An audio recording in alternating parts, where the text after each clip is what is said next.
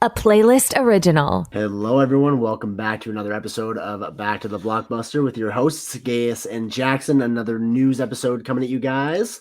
Last couple episodes we've done have been anniversaries, so I think we got about somewhere between a week and a half and 2 weeks of news to throw at you guys. Some decent stories coming up. First one, though, getting right into it. Our last episode, we'll get to this near the end of the episode. We had predicted the box office opening weekend for Challengers. But the Fall Guy also opened last weekend to reportedly dismal numbers. It came in a few million shy of what the predictions had. So, do you have any insight, Gaius, on what happened there and like the final numbers that came out after the weekend? This was a So what lot they marketed were, heavy.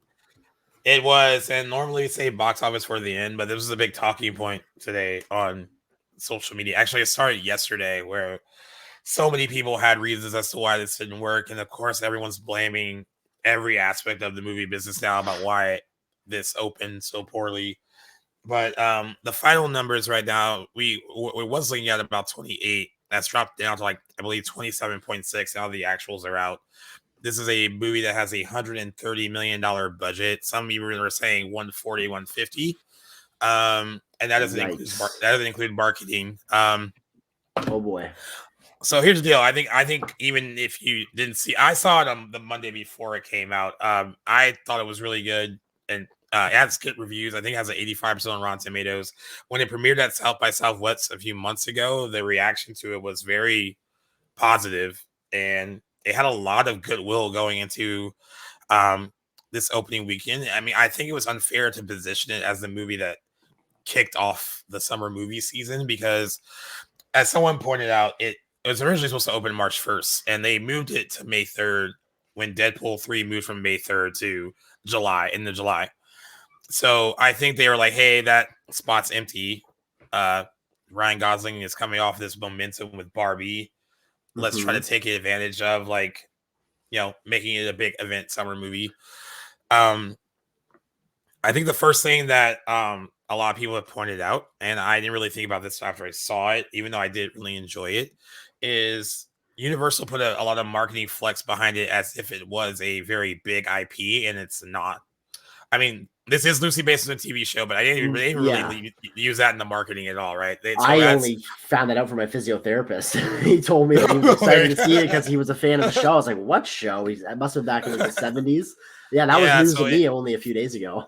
A 5-season show, right? But someone also pointed out, they're like, hey, like, it wasn't like anyone when in 1996 when Mission Impossible was made into a movie. No one was really like, I doubt that demographic was like, oh yeah, do you remember the TV show?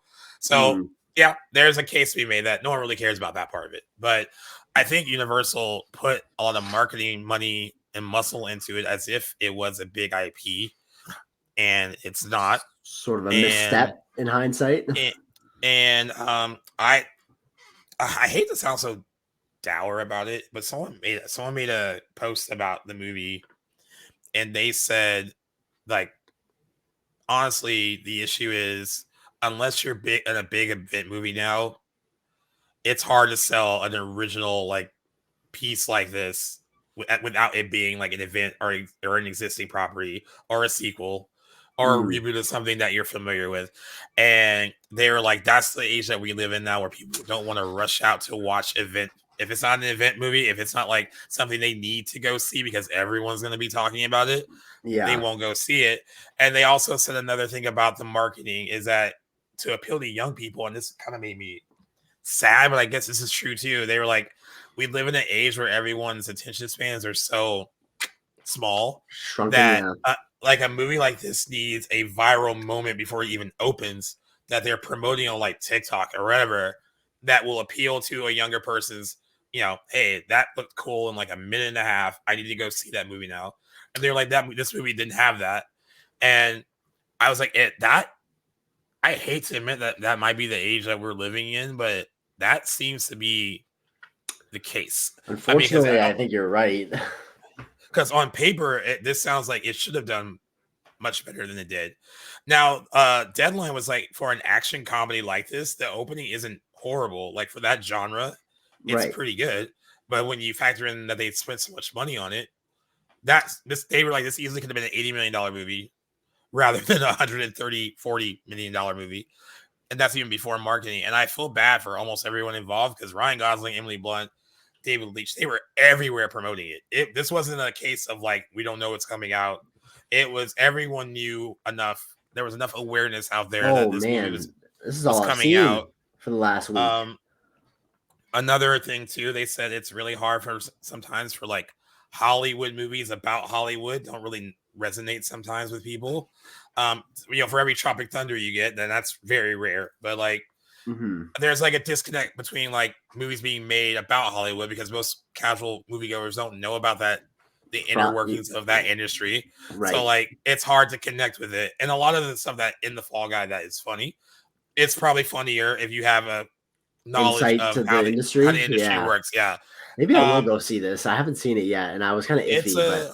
It's a great love letter to like stuntmen too. I mean, I think it's great that like the action is really good. The kind of romantic subplot with him and Emily Blunt together, they had really great chemistry. They're both funny. Okay.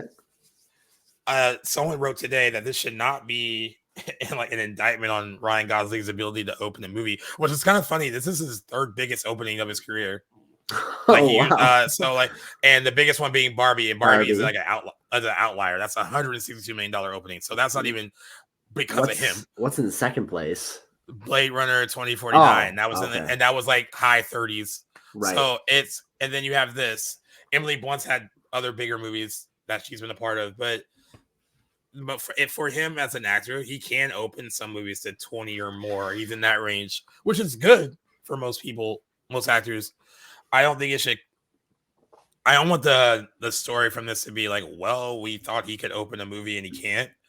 I don't think that's the case here, but I do think so many people who were like, they said they tried to describe the movie to their friends, and they said it took them like 4 or 5 sentences to get to the point of the movie because it was hard to describe that, like, oh, it's about this stunt guy and he's making a movie, and then like this girl that he loves is like directing her first movie, and then this other actor gets involved in like this like crime thing and he has to like solve it, like, so everyone was kind of like, yeah, that's a lot. And a lot of people online said that, and I don't know how you change this, but some people that weren't moved by the trailer said, well, I can watch it 3 weeks from now at home. And I think that the shrieking of I think the shrieking of the theatrical window, which worked during the pandemic because they were like, hey, we got to make money. If these movies are making money in theaters, and to quickly get them home. Well, we're not in that anymore. So all these theatrical windows that shrunk, I think they need to be expanded on. Like, tomorrow, Abigail is going to be on digital tomorrow. That came out a few weeks ago. Now, I understand that Abigail did not blow up the box office or whatever, but the way the studios are thinking, it's like, hey, it's been out for 3 weeks. It's not making any more money. We can make up for that quickly by throwing it out on digital. So I understand the thought process from a financial standpoint, but the movie going public is probably like, if I can wait 3 weeks to see something that isn't an event and I can watch it at home, they're going to choose to watch it at home. And that's the sad reality of it, because there's been like the Fall Guy discussion brought up the whole like, well, it's really expensive to go to movies. I get that. I can't really speak on it entirely because like the stuff I get to go see sometimes I'm not paying for it, so I can't really. I know that I know it's expensive. I mean, I'm very aware if you want to take your family to the movies, it's not cheap. That's right. Especially you want to get like concessions and shit like that. I mean, that's where most like theaters make their money from, is the food and drinks. So everything is very expensive. So there are people fighting over that because some people were attacking people saying like, hey, it's really expensive. And then they were like, well, maybe you should like choose wisely about what you're going to see. And then some people were like, well, in this day and age where you have like AMC Stubs A-List and Regal Unlimited, where you can just pay $20 a month to go see like this many movies in a month for that price, why aren't you seeing movies more? It's also a time thing for people. Like for someone like us, if you had enough time to go see 3 movies a week because you love movies that much, you will. Absolutely. But I even like with something like it, I mean, I think you guys maybe have something like that in Canada too, where we have the AMC thing where you pay $20 a month and you can see 3 movies a week, whether it's IMAX or a new release. There's no restrictions on it. We have something like that. It's not quite as bougie, but yeah. We do have a paid subscription. It's only like $11 a month, and you get a free movie ticket and like a discount on concessions. And we don't have IMAX where I'm at, but yeah, same vein. It's like same but different. I fucking wish we had three movies a week. But everyone doesn't have that drive to go see that many movies a week. Right, exactly. Much less like 3 a month. I think what came out of that whole thing with this whole discussion about whatever the reason was that it failed was the big one that came out of it was this is the reality we're in. If it's not an event movie, it's not going to do well. I hate the sound of that. I think you're right. If it doesn't have like a big viral moment, it's not going to sell well. Unless it's a horror movie with like, a big hook and a big marketing campaign, it won't do well. It was just so like dour because like this looks like a fun movie. I mean, when I first saw the trailer, I thought it looked fun. I thought it would appeal to the masses. And I guess the only hope is that it has legs, but Planet of the Apes opens this week. Right. It's gonna take a lot of those premium screens away from the Fall Guy. The Fall Guy didn't even do well in IMAX. They made $4.7 million worldwide on IMAX screens. That's not good. And it made like I think it was 65 million worldwide opening weekend. Maybe it'll break even by the end of its run, but not looking like a big hit for David Leitch. That's unfortunate. This is his first movie since Bullet Train. Is that right? Yeah. And I know. How do you think about it? I mean, like I know you didn't see it, but like just all the suggestions that like we should just accept that this is kind of like the period that we're in. Like if it isn't a Avengers or it's not gonna do well. And as much as I hate that mentality of like, well, it'll be out in 3 weeks. I can just watch it at home. I think that is becoming more of a reality that is the train of thought for most people. I agree. Like, I think that is kind of what it is. I will be the first to admit I underestimated the impact that all these different forms of digital entertainment would have on the movie industry. I would have thought that like going to the theater would always be the number one way for people to go escape from the day-to-day, small screen stimuli. So like, I guess I thought like the longevity behind the big screen experience would be here forever, but I think you're right. The more we live on our phones and on TikTok and Reels and everything, the more that consumes our time and like you said, our attention. And it's harder these days to get people to go out, sit in a theater for an hour and a half, let alone 3 hours for some of those epics that come out every, couple a year.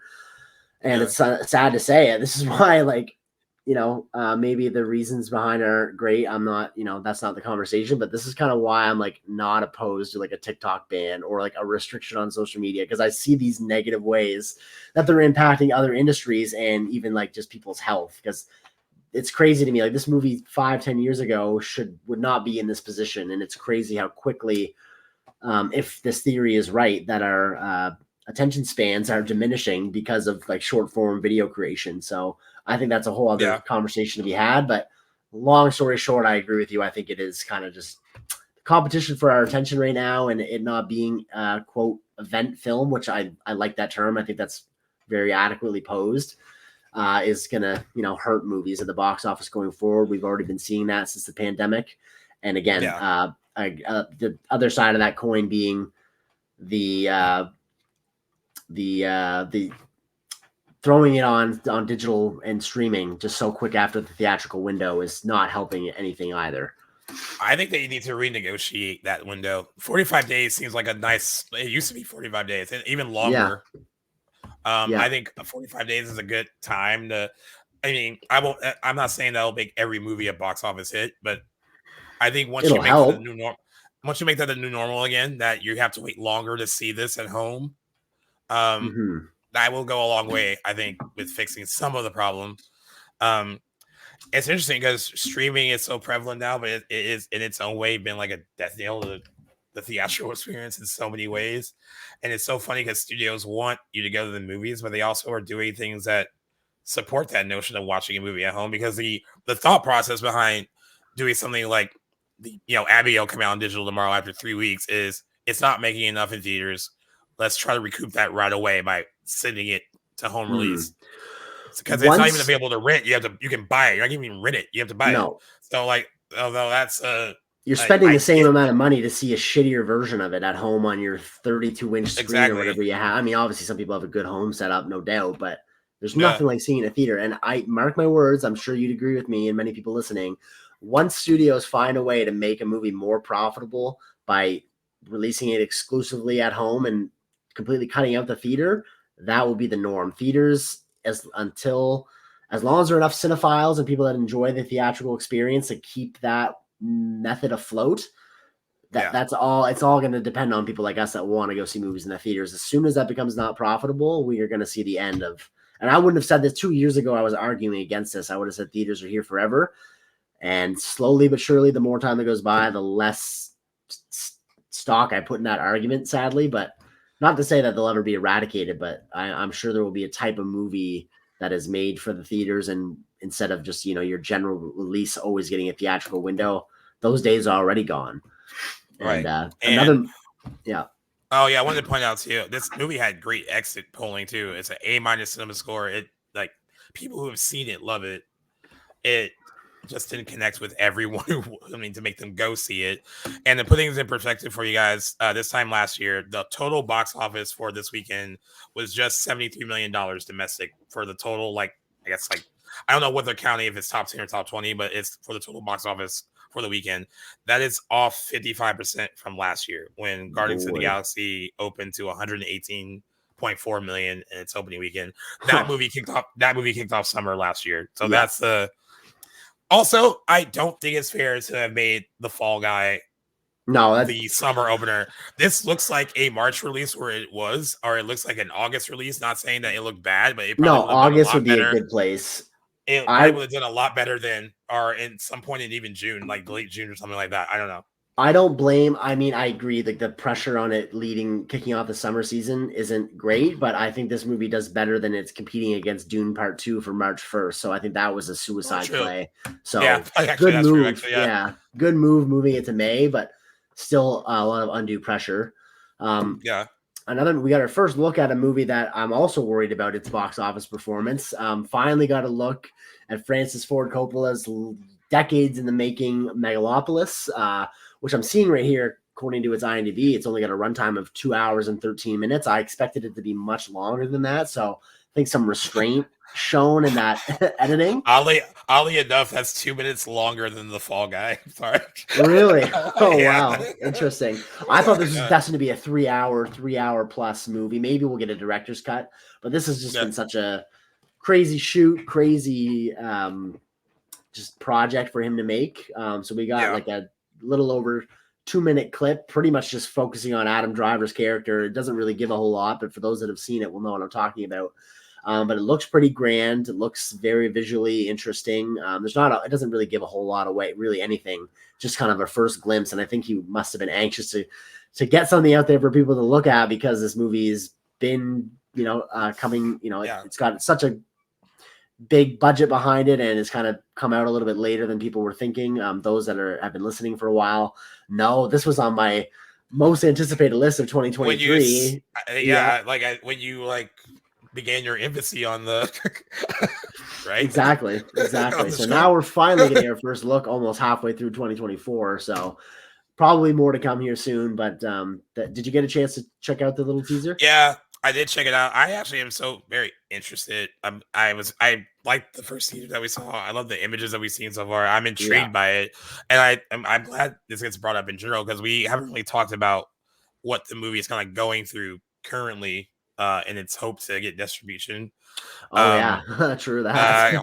So it's been a rough go. Yeah. So they said the muted response to the first screening made securing a distributor difficult for the film, as studios weigh the return on investment, as Coppola expected the studio to commit to a print ad and advertising campaign of $80 to $100 million, and for producers to receive half of the film's revenues. A distribution veteran told The Hollywood Reporter, "I find it hard to believe any distributor would put up cash money and stay in first position to recoup the print and advertising as well as their distribution fee. If Coppola is willing to put up the print and advertising money himself, I think there would be a lot more interested parties." And now it did secure a spot at the Cannes Film Festival on May 17th. So that is a good. Oh, it's right around the corner. I didn't realize it was that early. Yeah. So that is a good first step, but it still needs a distributor. They're thinking with that, like if the response out of Cannes is great, then maybe that will get more people interested in taking it up. They said that right now, Amazon, MGM Studios, and Apple Original Films are reportedly interested in acquiring North American distribution rights. The good thing about those two parties being interested is that they are also all about the theatrical before the streaming release. Nice. Amazon MGM did that with Challengers. We'll talk about that a little bit later with its box office, but they made a good deal with. They handled a lot of the kind of international sales the studio did, and then which kind of made up for most of the movie's $55 million budget. So they were already good by the time the movie opened. And then so they were able to basically the money they're making from it now, and then what they'll make from it on streaming later, they were like, that is going to be considered a win. So there are strategies to make these movies work with this new kind of like theatrical and streaming model, which I think is why it's so frustrating that everyone doesn't kind of try to learn to do it this way if you're gonna have this kind of relationship between theatrical and streaming. But at least with those two parties, because we saw with the Apple Original Films, they did release Napoleon in theaters, right? And then put it on Apple later. Same thing with Killers of the Flower Moon. I know it's a gamble because I know from I heard from the early look at it. While it's fascinating, the early looks that was going around in the media was that this would be a very tough sell to normies, I guess. So yeah. It's hard to market and hard to gamble on that distribution. It's just a shame because Francis Ford Coppola already notoriously sold a huge chunk of his wine fortune to finance this movie. And he's one of one of the living legends. He's put out some of the greatest films of all time. It's just kind of sad that this is what it's come to, that he can't even line up solid distribution for this movie that he's wanted to make for so long, given the record that he has. I guess he hasn't made a movie in a while.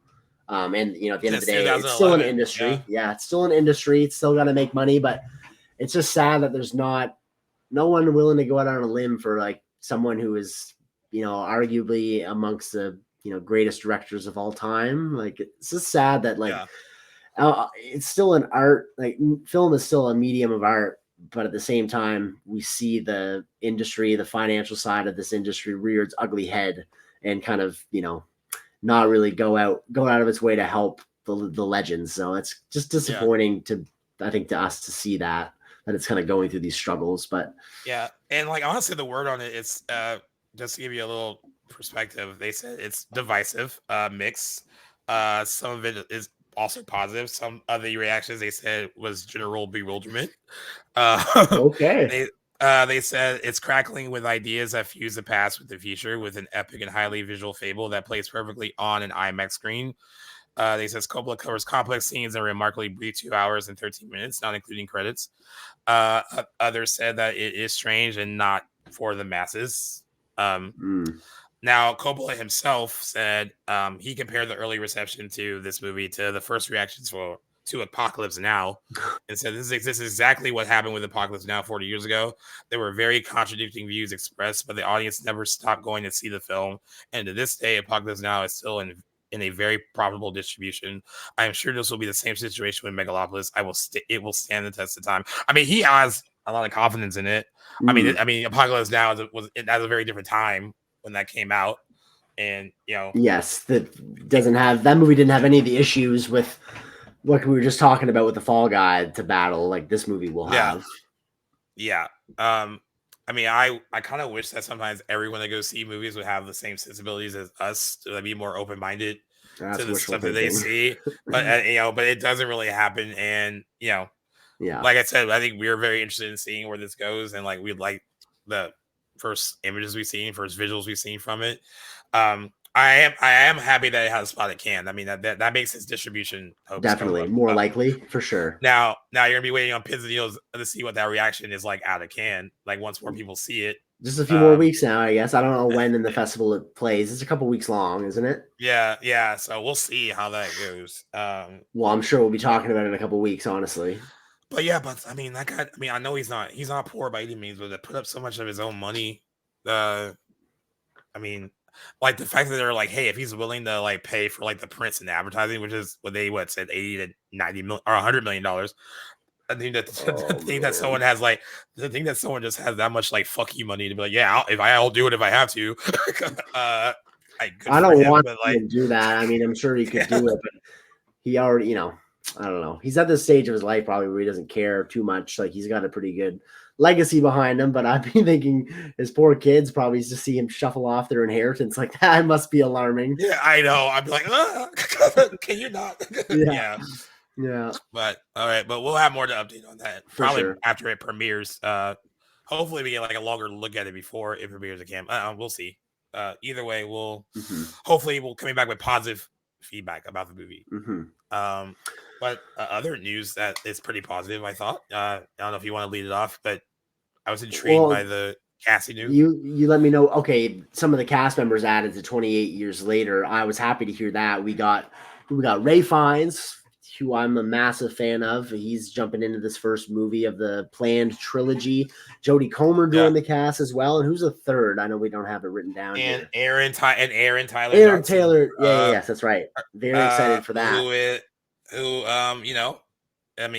I guess like he's like, I gotta do a good movie if Craven's not gonna do so well. So I don't know. Yeah. He's having that makes me more intrigued by it. That to add that many good people to it.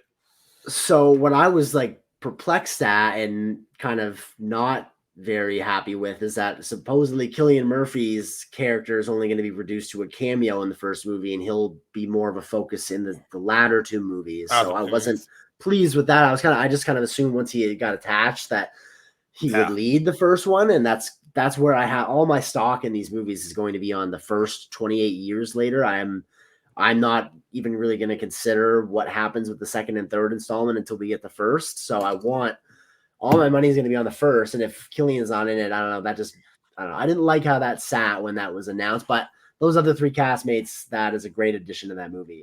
And Danny Boyle still directing it, right? Yeah, directing the first one. And honestly, the cast, those three people, pretty good talent. It doesn't mean that it means that they're not kind of like throwing it off to like, right. It attracted a good pedigree of actors, which I think is good. But yeah, he's directing the first movie from a script by Alex Garland. Alex Garland is going to write all three in this planned trilogy. I know how we feel about planned trilogies before the first one even comes out, but at least he's writing all three. And it's going to be released by Sony. So Sony Pictures got the rights to it. And then I think we mentioned on another show that Nia DaCosta is already in talks to direct the second movie because they want the transition from movie to movie to be kind of effortless. So directors will talk to each other about like, this is what happened in this one. Let's see how we seamlessly get into this one. So that is learning from previous mistakes. Yeah. So if you're going to make a trilogy of movies, then maybe talk about what's going to happen from one movie to the next. This gives me a little bit more positive vibes than most planned trilogy movies. I concur, I suppose. As much as I don't like the concept of the planned trilogy, it seems to be going in a decent direction. I'd rather just Danny Boyle do them all and have that consistency. But if they're going to communicate in between movies and have that picked out and not get themselves into a Star Wars sequel series problem, then I'm on board for that, I guess. Yeah, that's crazy. That will always blow my mind to spend that much money on an IP and then not even talk about what's going to happen from movie to movie. Like there's Lucasfilm for you. There you go. But I am excited about the cast. There's still no plot details on what is going to exactly happen in the movie per se, but I like the cast though so far. All three very good actors. This next bit of news I'm very, very excited for. I don't think we've really chatted this movie in a while. It's been a few months since we've had an update on Chris Stuckman's movie, Shelby Oaks. Those who don't know him, I'm sure many people listening would have to be familiar with Chris Stuckman. He was definitely one of those seminal YouTube movie review guys growing up and still actively. I'm sure we're going to be talking about him in a future episode when we talk about film criticism. But he's actually a big focus of that episode. Yeah, exactly. His movie Shelby Oaks, he's finally breaking into the mold of becoming a director, and he's had some news. And I know earlier on the show we were letting you guys know where you could donate to help finance his movie because again, it's very much a grassroots project. And at the time, I remember a few months ago, he had said in one of his videos where he was providing an update on the movie that he was in talks with people that he couldn't really name, some big people that were looking to help produce a movie.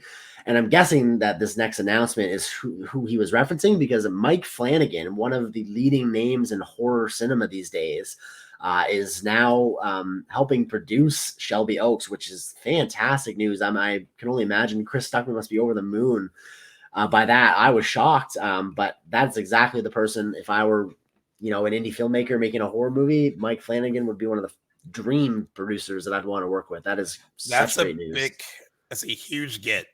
Huge get. And it's a huge get, not only to have like someone just well known like that in the industry, but just in that genre in particular, such an important name in horror right now, to be a producer backing your film. I remember when I saw the news when it broke, that was like my immediate thought. I was like, oh, this isn't some just.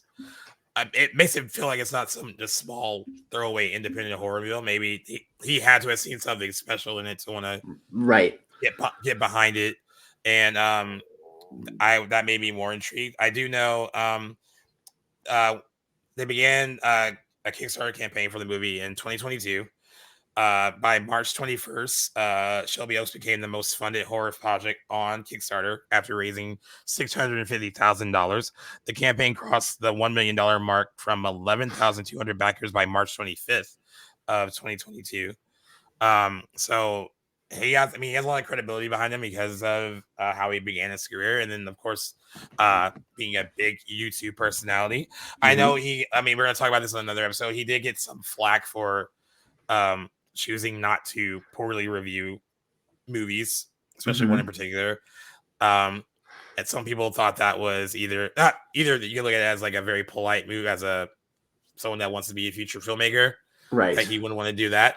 On the other hand, there was, they were like, hey, it's your job to review everything and give your honest opinion on it.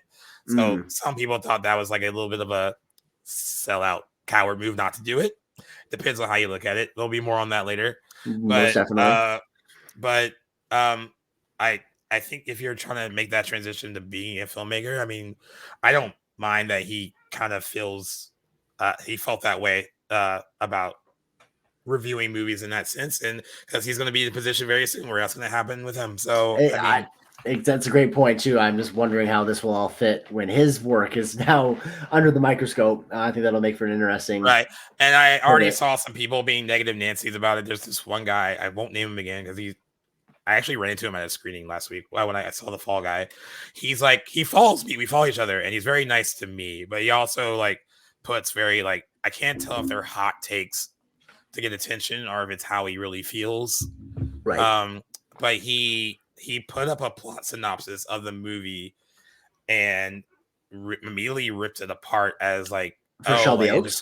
Yeah. And he was like, well, it sounds very derivative of everything that's covered in the horror genre. So what makes this so new and exciting that Mike Movie's not even out yet? I know. So he was like, so what makes it so new and exciting that Mike Flanagan had to like get behind it? I was like, it sounded like so much unnecessary like hateration for no reason. Yeah. Like, why don't you wait and see for yourself? Holy shit. Yeah. And I know that we can be caught up in like, we see a trailer and we're like, oh, that doesn't look that good. Or we see an image, and movies are like kind of dumbed down. And like, after seeing one look, and we're already quick to judge a movie that's 90 minutes, 2 hours long based on like a minute and a half clip or even one picture.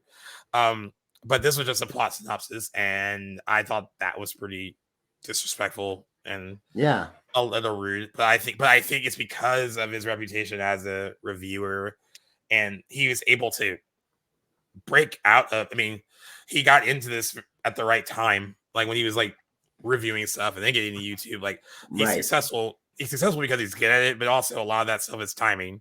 And he got into that before algorithms got all fucked up and like all this stuff. Like it was like the right time for him to get into it. Yeah. And I think there is some jealousy when it comes to hearing that someone like Mike Flanagan is going to be working on your. I think you're right. Even producing or backing your project.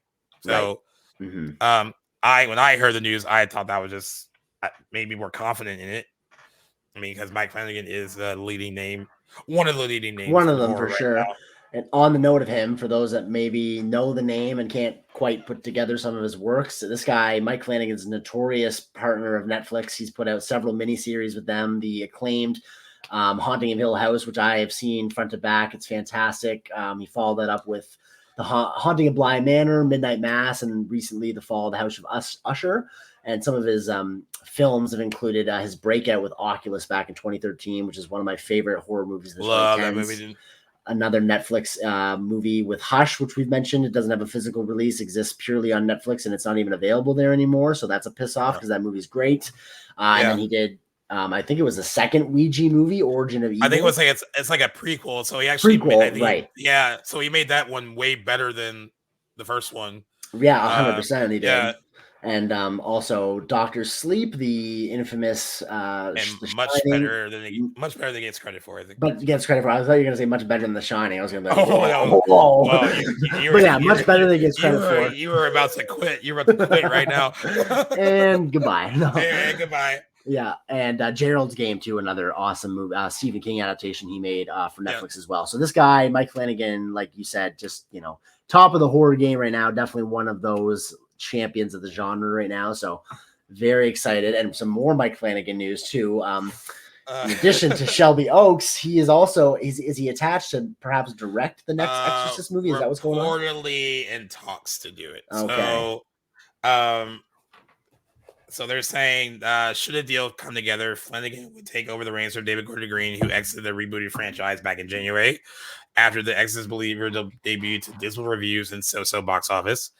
We told you before that Universal and Blumhouse bought rights to The Exorcist from Morgan Creed back in July 2021 for $400 million, with original plans to make a trilogy. So even though Exorcist Believer made $136.2 million globally on a $30 million budget, there is still the issue of recouping that $400 million rights fee that they also, what's unclear right now, because it's so early, is if he's only going to be directing a follow-up or if he's going to be directing the next two, or even if a trilogy is even in the works anymore. It's hard to tell where they're at right now. That second movie, The Exorcist Deceiver, was originally supposed to come out April 18th, 2025, but was pulled from the schedule when Green exited and still doesn't have a release date. When this news broke, everyone that didn't like Believer kind of said that this would be the only way that they could possibly get back into this is if he did it. Other people were like, why would you do this? You don't need to. I see that side of it too. I'd like him to just stay away from that, but he could be the guy that saves But then he gave us that really, really good Ouija prequel. I mean, he took what was a really dismal original movie and they made a good prequel out of it. That's a good point. This is a good point. I have faith in that he can do well with it. I also kind of agree with those people who are like, oh, I wish you would maybe focus on something. I mean, I don't know. I don't even know what I want. I mean, in a perfect world, maybe I would say they wouldn't make any more of these anymore. Because I know you actually never saw Exorcist Believer, right? Fuck no. Yeah. I listened to your good sense. As I said, I had to see it for work, so the movie's really bad. really bad. Nothing about it intrigued me. That movie after that screening was like deafening silence, and not in a good way. It was kind of like, ooh, that wasn't good. And look, David Gordon Green, I don't know, depends on how you look at it. Like, I think he resurrected Halloween well enough in 2018. I thought he did a really good job with it. I talked about it on the show before. I fuck with Halloween Kills because at least it's fun. I liked it more on rewatch. I'll admit it. I still don't love the movie, but I feel you. And Halloween Ends, which you haven't watched yet, but you'll probably watch for our next Tales of Horror. I'm not a man of my word. It at least it tried to do something different, and I don't hate it, but I can see why people wanted to throw chairs after it was over. But when he got attached to Exorcist, even though I had all that goodwill from at least him bringing Halloween to a newer generation and making it successful again, I was like, I don't think he can do the same thing with The Exorcist, and he didn't. But I kind of wish they would have went to Mike Flanagan from the jump. Maybe that would have been. Oh man, could have saved a big headache. I think because I think the problem is David Gordon Green loves horror movies. I think he does, but like before Halloween, this guy was making like comedy. Like he was more of a known for directing and being involved with comedies, right. And I think that is more his bread and butter, and he's not really a genre director by like definition. No. But Mike Flanagan is, so hopefully that changes the. But like I said, I don't even know what they. I mean, do they dump the idea to like plan off going this story that they started with Believer? Do they start from scratch? I don't even know what they do at this point. Man, at this point, like, I wouldn't even be upset if they just threw in a text prompt into an AI generator and went with that, because I don't know what the hell they're going to do with that movie. Like, I would be against that in all other ways and shapes and forms, but the mess they're in with the Exorcist property, dude, I don't know how they're getting out of that. Mike Flanagan is a good start and putting it in a good direction, but I am not jealous of that guy from a creative standpoint. That's is a shitty position to be in. But if there's anyone to do it, it's Mike Flanagan. So again, I'm with you. I got a smidgen of faith. None of it has to do with Mike Flanagan. It's all because of the position that they've put him in. But we'll see what he can do. I suppose we'll probably be reflecting on this in maybe a little over a year and a half. Yeah. Now speaking on this kind of notion of trilogies, yeah, what do you got for me? We're getting more details on The Strangers Chapter 1, Chapter 2, and Chapter 3. Because I remember when we talked about the trailer, and I think one of the things that we said at the end of the trailer was like, why is this being milked for like a trilogy of movies, as if there's a lot of story that needs to be told, right? It's also almost a carbon copy of the 2008 movie. Yeah. Yes. So the first one is expected to open on May 17th. I did get invited to an early screening of it. It just depends on when it happens, if I'll go or not. Okay. They did a big piece on the movie today in Variety to kind of explain their intentions for this whole new Strangers experience. So they said that the movie was written as a 285-page script. So it wasn't like written as like chapter 1, chapter 2, chapter 3. It was written as one big story that they read through and cut basically into 3 stories. That was a little promising than just like, writing, it's one big story as one big arc. It seems like they're working on it that way. They said that whoever wants to eventually see this as a 4.5-hour director's cut, there is a chance for that. We are getting this first movie on May 17th. The other one, they think, will follow sometime in September or October. The third one probably at the beginning of the new year. So it's a very it's not been happening in a while. So when The Matrix Reloaded and Revolutions came out way back in the day, there was a 6-month gap between the second movie and the third movie. I never knew that. Okay. But this hasn't been done in a while. And they have faith in what Rennie Harlan can do. Rennie Harlan is no stranger to the horror genre. He directed Nightmare on Elm Street 4. The Dream Master is a fan favorite. It is one of the highest grossing Nightmare on Elm Street movies back in the 80s. He also did Die Hard 2. He did Cliffhanger. He's done some crowd movies. But they said what they did. They looked at the first movie and they said they really didn't. Now, this is where I call bullshit, because the trailer looks like a weird rebooted version of the first movie, but they said that is not what the movie is. That they said they went back to the essence of the first movie and that's what they wanted to recreate, and that it's not a reboot at all. And according to her name's Madeline, she was on Riverdale, I forget her last name, but Madeline the redhead Pesh. Yeah. So her character apparently gets through all 3 of these. She talked about the progression of her character across all 3 chapters. So I was like, so I don't know what they're going to be doing to her across 3 movies, because they really didn't explain that per se. But she says that basically the strangers invade her life in many different ways across these 3 movies. So I don't. Again, there was some stuff that I was like, oh, that's kind of cool that they wrote it as one big, 285-page script is like an epic script. So I was like, all right, that's promising. But I didn't think there was a ring of truth to the, it's not a reboot. You didn't want to feel like we were rebooting it. The premise is so simple that a reboot and a remake, or it's essentially the same thing. It's not like it's a very complex story. It's about a couple, being in their house, being invaded by 3 masked strangers. It can only get so complex. I don't know, where do you draw the line between a completely new film and a remake of that 2008 one? not like it gives you that much room to expand.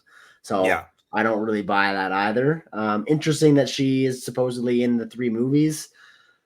I don't know what I Yeah. feel about that, because then I don't imagine we're in for Yeah. much of a body count, but who I know. knows?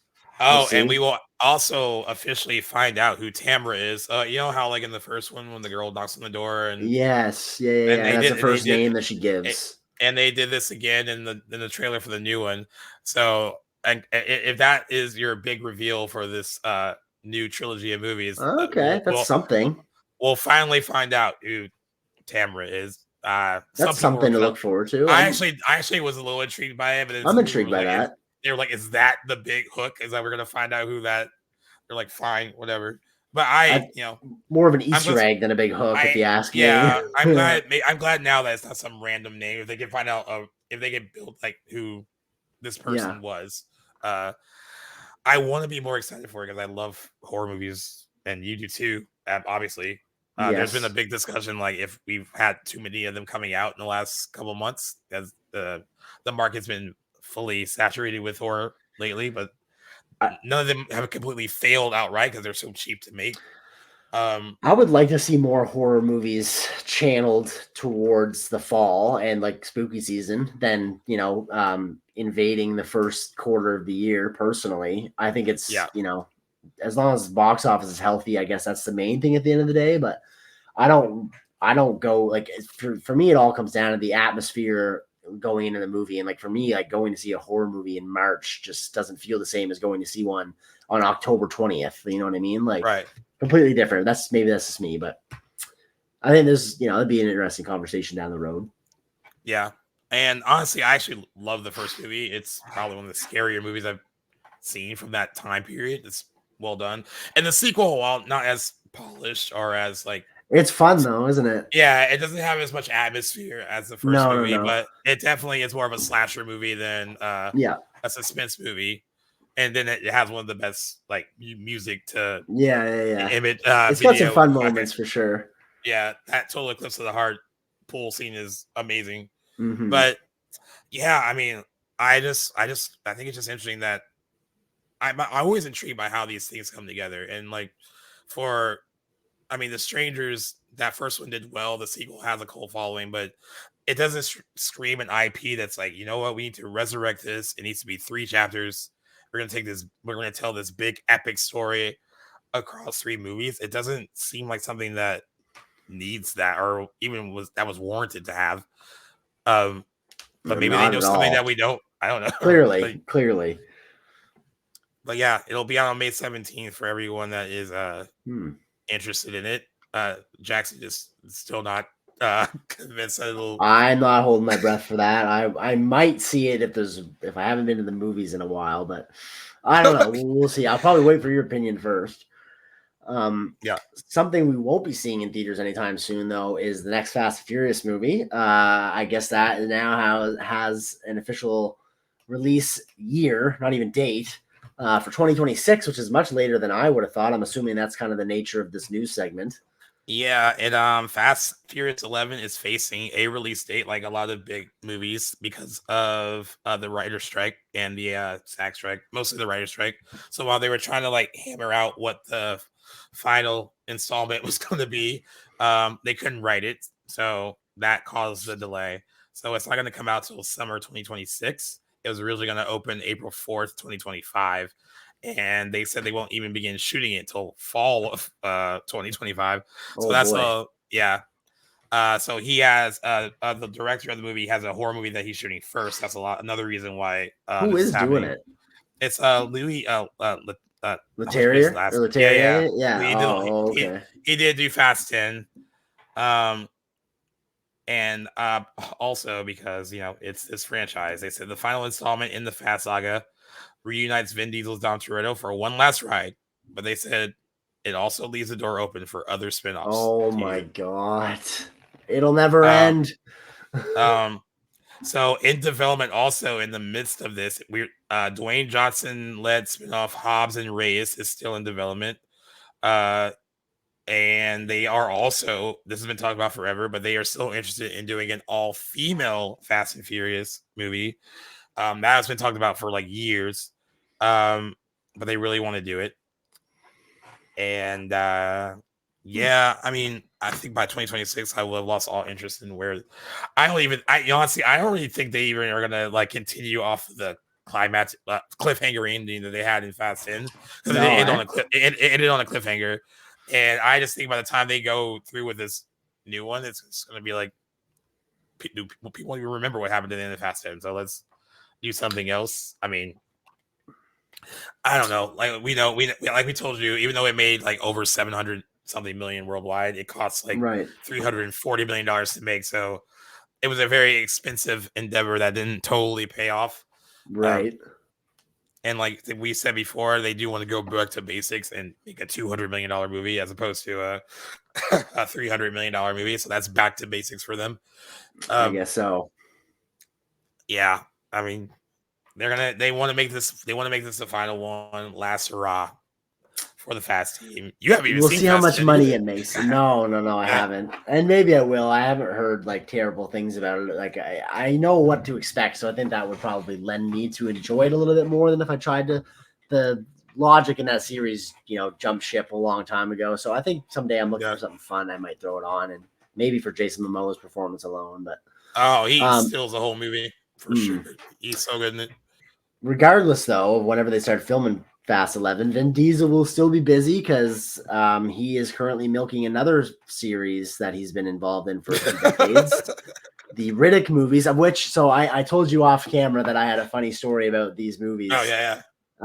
So back, I still remember the first movies, like when I started collecting my physical media and my movies. I was a sophomore or junior in high school, what we call grade 10 or grade 11. I don't remember exactly what grade I was in, but I had like maybe a couple movies on DVD like that I just got like for Christmas over the years that were just lying around my parents' place. But the first movies I actually went out and bought that I was like, oh, I want to start collecting these was a 3-pack of the Lord of the Rings and a 4-pack DVD set of the first 4 Resident Evil movies and a 2-pack of Pitch Black and the Chronicles of Riddick.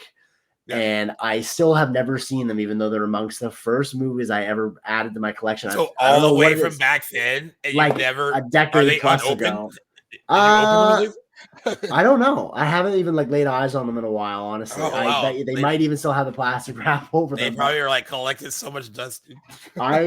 I've moved a couple times, so I've shuffled that collection around enough that there's no dust on them. But I don't know, maybe now I've been in my place for a couple of years and I have not touched them, so perhaps. But I've pulled it out and been like, I want to watch at least Pitch Black and see what it's all about, and I've just went with something else so many times.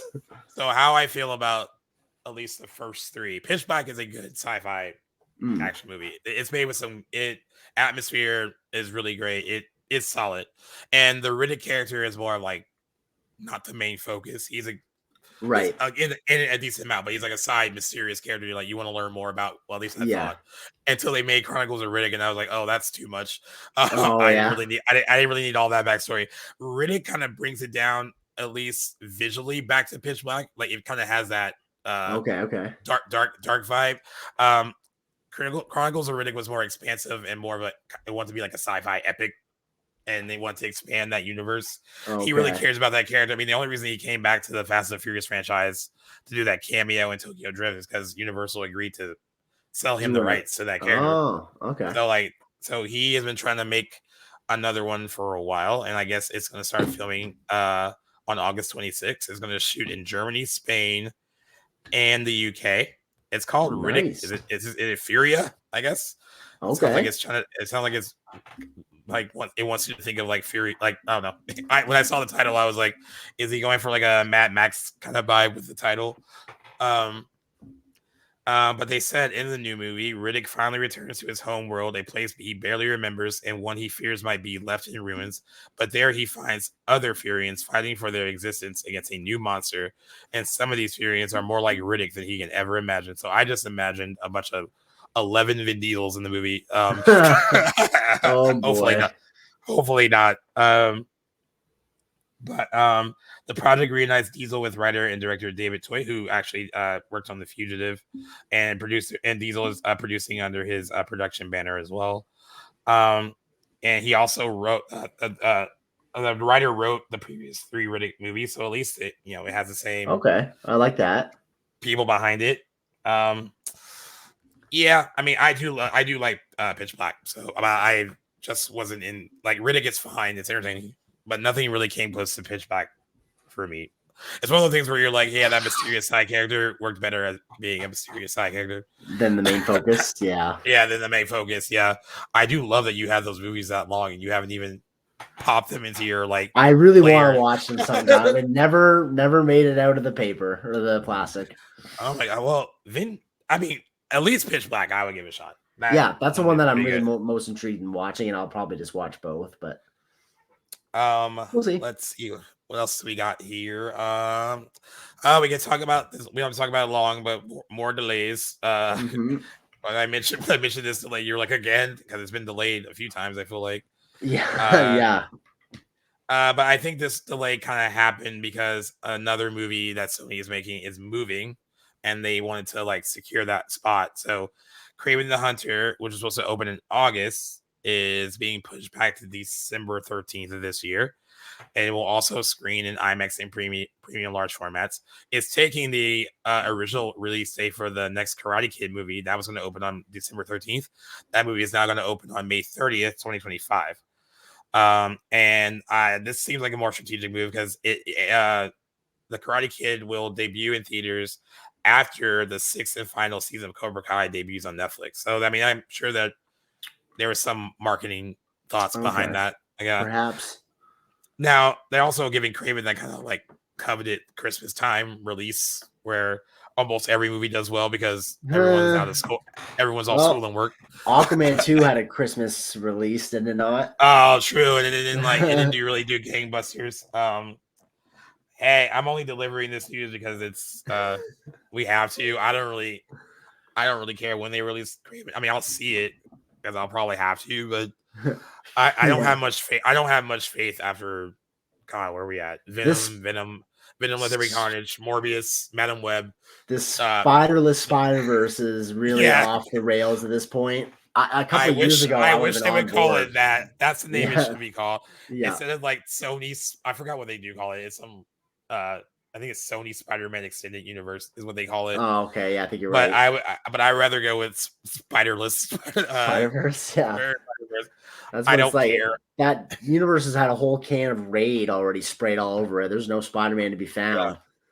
Yeah, and I actually was talking with some friends over the weekend who were like defending the Venom movies hard. They were like, at least they're entertaining. Like you're just too hard on them. To me, it's all taste thing, I guess. They made a lot of money. I get it. But they're not good. And especially, I grew up reading Spider-Man comics, and that character is a very good adversary of Spider-Man, and also a very good anti-hero eventually. Oh, definitely. And then the whole Carnage thing too. Also a very great villain in that whole Spider-Man arc. That's a lot darker because it's a serial killer. With the symbiote as well. Yeah. And so to have that dude down to a PG-13 rated CGI explosion of like symbiotic alien goo was not as fun as it should have been. But maybe I'm too hard on it, so I don't know. I just don't really you're not care. alone. Those I don't care ever see the second one. I'm not a huge fan of the first one either. And honestly, it's hard to trust them after Madam Web and Morbius. That 1-2 punch was like, ooh, yeah. Yeah. And what's funny is that Madam Web is now on Netflix, and I swear to God, I feel like we're gonna wake up one day and it is gonna be like the #1 movie on Netflix. And I'm gonna I feel like Madam Web's gonna get a second life there. Oh boy. From people hate watching it. Watching it and like watching it as a comedy, probably, which I might do. Yeah. And there's one bit of cast news I'm gonna get into, and then one trailer, and then box office, but only because we mentioned the Now You See Me cast with the new additions, Justin Smith, Dominic Sessa, and Ariana Greenblatt. We said we're joining the original cast. And Rosamund Pike is now joining the cast. They said they won't say who she's playing, but they said it's a pivotal role. So perhaps a villain. I don't know. That sounds like what that would be. Not much else known about it other than the cast that we have announced already. But I told you I think these movies are fun, but the way the casting announcements are coming, it's a similar thing where it's like with the new Jurassic Park they're making, where it's like we don't need it, but every new addition you add to it, I'm like, oh, that's good. That's not bad. Right. Like I'm intrigued. And I'm kind of in that position with this where it's like, hey, at least you're putting good talent in it. So there's that. Rosamund Pike. I mean, we last saw her. I think the last thing she did was Saltburn, and she stole that movie. Totally. Stole that movie. She stole several of her scenes in Saltburn, and everyone knows her from Gone Girl. She got nominated for an Oscar for that. She's great in that movie. Great actress overall. So I think she's a good addition to the cast. But I know those movies aren't really something that you're like, oh, we need a third one. No, I think I only saw the first. If I saw the second, I don't remember. But I wasn't huge on it. I guess they're popular enough to get 3 though, but they're just one of those series I'll probably never really, invest in. But the cast for the third one, I gotta admit, is shaping up to be quite nice. So there's that. Yeah, and like I said, if you're wondering why they're making another one, across 2 movies worldwide, they have made $687 million globally. And that's only across 2 movies, so that's why we're getting it. So yeah, positive casting news. At least there's that. And this last one I wanted to save to the end because I love Barry Jenkins as a director. I love Moonlight. I actually thought If Beale Street Could Talk was another good movie that he did. When he got announced to be the director of this Mufasa the Lion King prequel to the live action Lion King, I think a lot of us were like, "Why are you doing this?" It feels like a paycheck movie, and if it is a paycheck movie, I guess good for him. Maybe if he does it, it'll lead to other things that he wants to do. But he seems very confident behind it. When he talked about it at CinemaCon, he seemed invested in making it. So they finally released a trailer for it, and what I can say about the trailer at least is it doesn't look soulless or like as much as a cash grab as I thought it would look coming from Disney. It looks like it could be epic.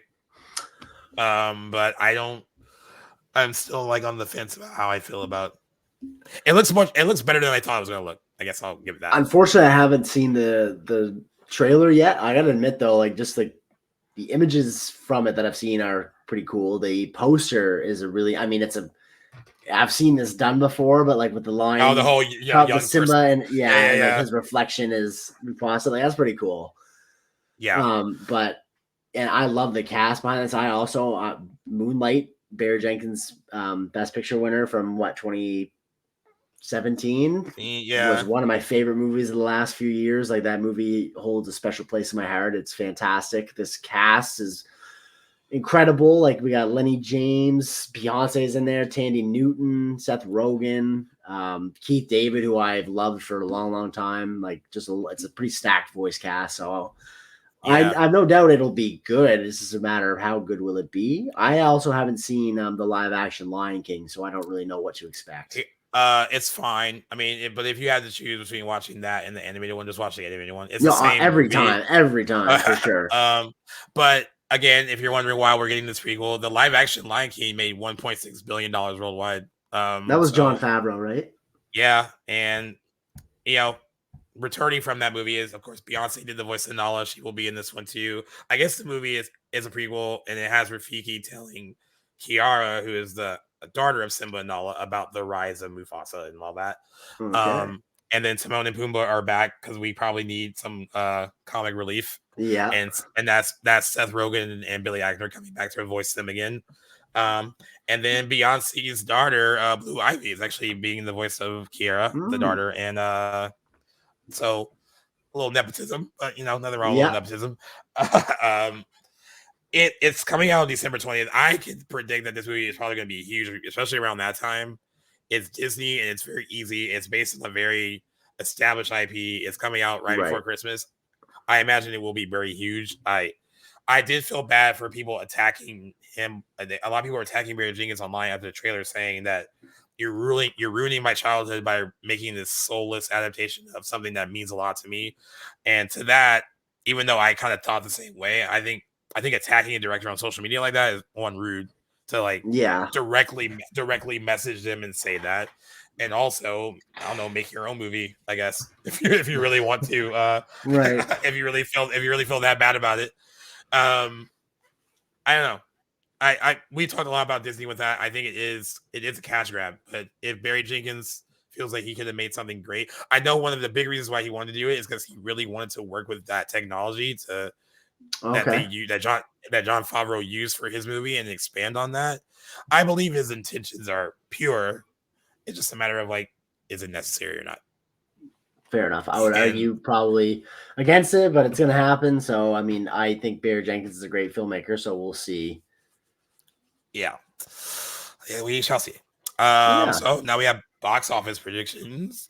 Yes. And we the last thing we predicted was Challengers. And we didn't do the Fall Guy because we had a week off. I would have lost that one though if we did, based on what yeah, I think we both would have. How did we do with uh, Challengers? I have our numbers here, but I didn't see how it opened. It opened to $15 million, but we were off. But it still is considered a hit because I didn't know this before it opened. But like I said, Amazon MGM, Warner Brothers handled the international part of the distribution. Okay. Amazon MGM took care of domestic.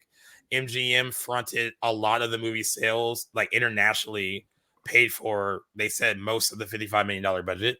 Okay. So the movie was already close to being in the green by the time it opened, and it's already made $52 million worldwide after 2 weekends.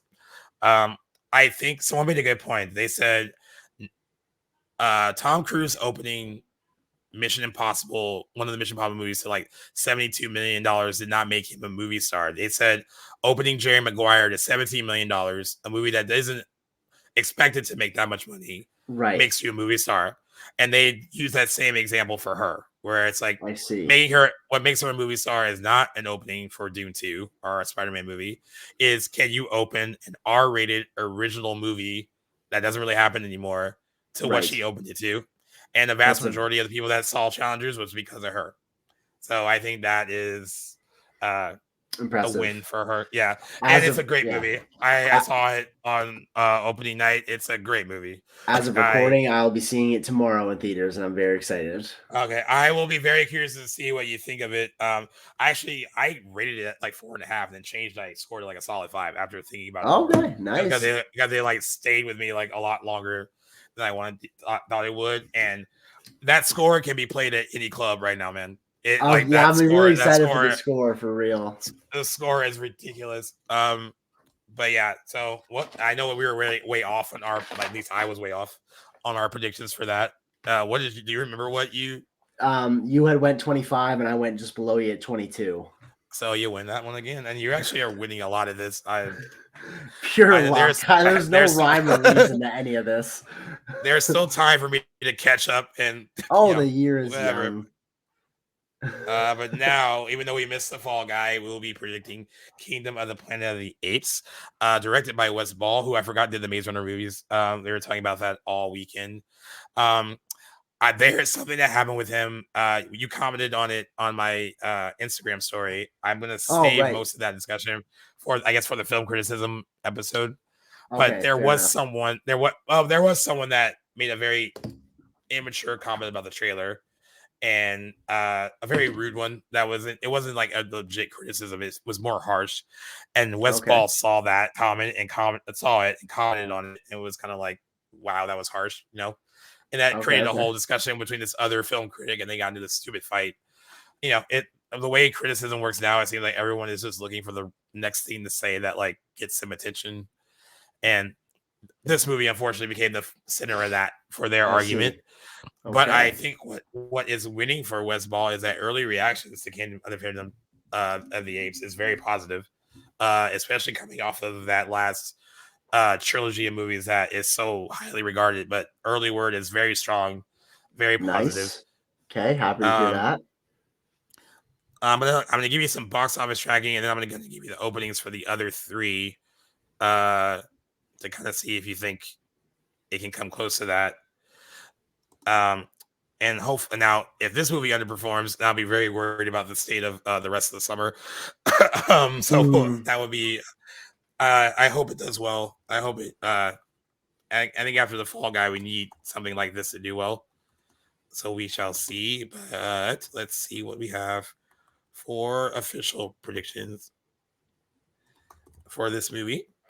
All right. So low end is $50 million. Oh high boy. end is $60 million. If we wanted to look at the other openings for the other three, which some might think is a fair comparison, maybe not.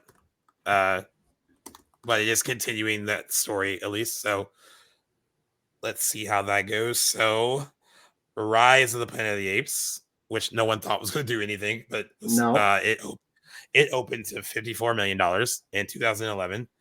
Ended up making $176 million domestic and $481 million worldwide on a $93 million budget. Wow. Let's see, where is Dawn? 1 second. Dawn of the Planet of the Apes came out in 2014.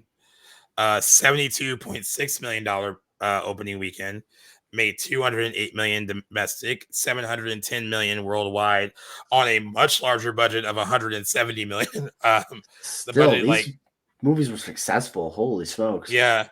And then the last one, War of the Planet of the Apes, released in 2017. Opening came down to 56.2 million. Domestic 146.8 by the end of its run, made $490.7 million worldwide on a $150 million budget. Okay. That movie did significantly, a few million less. That's interesting. Yeah. But I think overall all three are highly regarded, and they did that franchise justice. And that IP probably, I don't think anyone expected those to be as successful as they were. So I think that kind of helps. Most definitely. So where do you think this Kingdom of the Planet of the Apes? Damn, I'm trying to consider like how the others open, but mostly like just the state of the box office right now and the pretty low last weekend we had. But maybe people will be venturing out and accepting the summer box office. So with all that in mind, I think I'm going to go in between the middle of tracking at a 55 million. Oh, that's what you were thinking, wasn't it? I was. Well, I'll pivot. I want to see the budget for the movie too. Actually, I was trying to look and I couldn't find it on IMDb anyway. It's probably somewhere else. Oh, they brought it down. Reported budget 120 million, so less than the last one. Okay. All right, you went with 55. Shoot. I'll go with 56. I'll go. Oh yeah, you're gonna Jeopardy me. Yeah, Okay. I guess whoever wins this week, it'll all depend on the strength of the box office. Then. Yeah. Go support it though if it's good. I mean, I guess we'll support it anyway. But I might sneak away and see it this weekend, but I'm not positive that I'll have the chance. But I'd like to. Early word is that it's good. And as of this recording, I just opened my email. Apparently, the first reactions to Furiosa prequel as really fucking good and powerhouse as Mad Max Fury Road, according to some people. Okay. No doubt in my mind. Says powerhouse action filmmaking at its absolute best from certain people who have seen it already. Again, this is early word from social media reactions can be very different from everyone else's. For sure. My big thing about Max Furiosa is I wonder if it can achieve the same like awards attention that Fury Road did. It's a good point. Time will tell. I know it'll be up against the juggernaut of Doom 2, but I mean it might be up there for some technicals. Yeah, and I owe the Fury Road a rewatch, which will happen before. Yeah, you do. Before Furiosa. My rewatch will be in there too. I've seen it a few times, but I need to get it in again. Because I've been told I have not treated that movie fairly by only watching it once. No, you've not. So get that rewatch in. I will see it again. Very much. Hopefully, hopefully I have a better I want to feel like what other people feel for it. Like, because I have friends that love it, like really love it, and like think it's like one of the best, action movies ever think it's superb, and I cannot wait to watch it. It's always a visual treat watching it again. Yeah. Yeah. All right. Well, that's our predictions for Kingdom of the Planet of the Apes. We'll see how we do on our next news episode. Hopefully, I get better at predicting the box office. All in good fun. But on that note, thank you for listening to episode 170 of Back to the Blockbuster, where we got to fill you in on some news. Thankfully, on that week that we were off, a lot didn't really happen where we were way behind on news. So that helps a lot.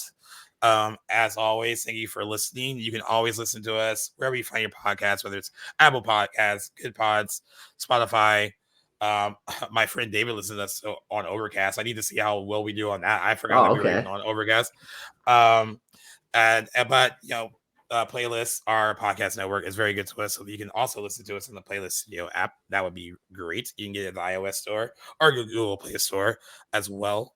My mom wanted me to point this out to you because my mom actually looks at our reviews on Apple Podcasts and Spotify and Good Pods, even just like the star rating, and she was like, you should point out how well that looks. So thank you, because we have a 4.9 on Apple Podcasts out of 5. Wow. And we have 49 ratings on Apple Podcasts. So a lot of people don't always rate your podcast, but thank you for taking the time to do it. We have a 4.8 on Spotify out of 5. So also thank you for voting for us there. And we have awesome. And we have a solid 5 out of 5 on Good Pod. So very appreciative of that. Thank you, Mom, for pointing that out. That we should highlight people who are actually taking the time to review the show. Absolutely, we should. That is fantastic. We appreciate all of you guys. I was ignorant to that. I had no idea, so that makes me feel good. Yeah, I'll probably just to thank everyone, I'll probably highlight in the post soon, because I sometimes don't look at it all the time, and unless I get an alert that someone did review it or left another. Or I noticed that like the number of ratings have gone up for people giving like star ratings on it. And there are a lot of podcasts to choose from, and there are a lot of shows that are rated lower than us for whatever reason. And I won't go into why that it is, whatever the case may be. So we are very lucky that at least be on the upper end of your rating system. So thank you for that. And we hope to continue to bring you a very, very good and entertaining show that's all we can do. That is fun and informative. So like that's you guys help with that. The more you guys are enjoying it, the more we definitely enjoy doing it. So just wanted to point that out. And also you will find more of our episodes on YouTube as well. They are actually going to be adding another batch of them on, I believe, tomorrow. So they will be we'll be up to date on that too. So another place to check us out to support us, and we appreciate your support on all platforms. And as always, I love the week off. It was great, but Mondays are complete without getting to talk movies with Jackson. So this was a good 2 for today. We did 2 episodes today. Yes, so it was good to be back. Good back to basics with my boy here, and thank you for the conversation. Thank you for staying up late on your end and getting through 2 episodes. As Nobody always. I'd rather do it with, my friend. It's always a treat Monday night chatting the things that we love, and happy to deliver this content to you guys that listen to us week in and week out. We do it for you guys. So thanks again for tuning into another episode, guys. Guys, thank you so much, and until next time, peace out.